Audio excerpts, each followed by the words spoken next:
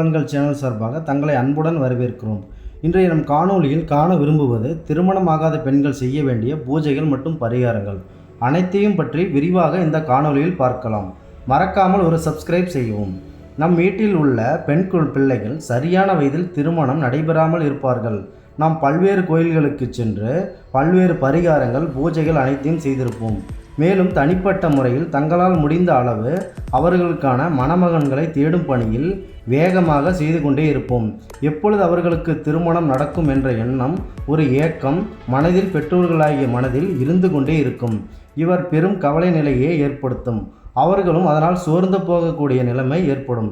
எனவே சரியான வயதில் திருமணமாக வேண்டிய நிலையில் இருக்கும் நம் வீட்டில் உள்ள பெண் குழந்தைகளுக்கு நாம் கூறும் பூஜையை செய்து வாருங்கள். விரைவில் நிச்சயம் திருமணம் நடக்க நீங்கள் கண்கூட பார்ப்பீர்கள். வாருங்கள் இந்த காணொளியில் பார்க்கலாம். திருமணமாகாத பெண்கள் மிகவும் சாந்த ரூபமான ஆஞ்சநேயர் படம் ஒன்று வாங்கி கொள்ளவும். கடைகளில் நீங்கள் தனிப்பட்ட முறையில் கேட்டால் போட்டோ வைக்கும் ஆஞ்சநேயர் என்ற சாமி படங்கள் விற்கும்.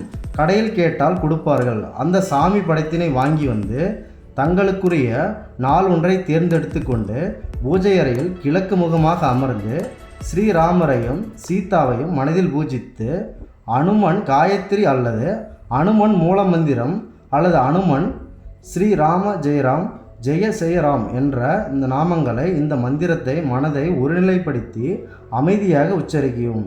குறைந்தபட்சம் 10 நிமிடமாவது இந்த மந்திரத்தை உச்சரித்து கொண்டே இருக்கவும். பூஜையின் முடிவில் இடுப்பின் வால் பகுதியில் தூய சந்தனத்தை வைத்து அதன் மீது குங்கும பொட்டு வைக்கவும். இவ்வாறு தொடர்ந்து நீங்கள் 13 நாட்கள் 13 பொட்டுகள் வைத்து பிரார்த்தனை செய்யவும். ஏதோ இவர்கள் கூறிவிட்டார்கள் என்று கடமைக்கு மட்டும் செய்யாதீர்கள்.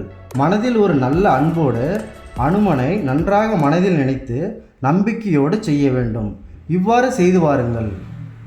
இவ்வாறு செய்யும்போது சில குறிப்புகள் கூறுகிறோம், அதனை பின்பற்றி வாருங்கள்.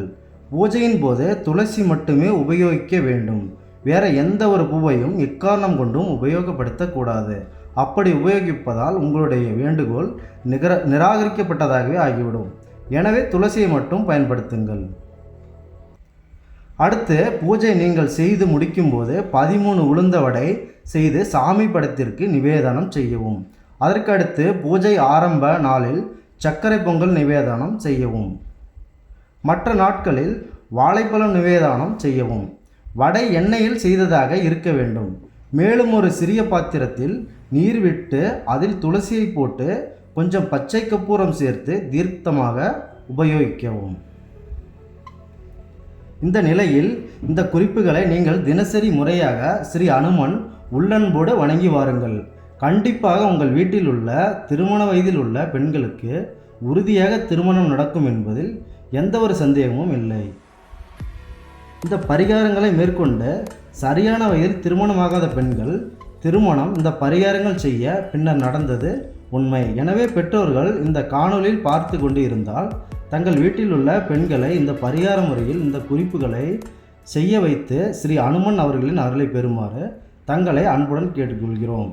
இதனால் தங்கள் வீட்டில் உள்ள பெண் குழந்தைகளுக்கு உறுதியாக திருமணம் நடக்கும். மீண்டும் ஒரு நல்லதொரு காணொளியில் உங்களை சந்திக்கிறோம். நன்றி, வணக்கம்.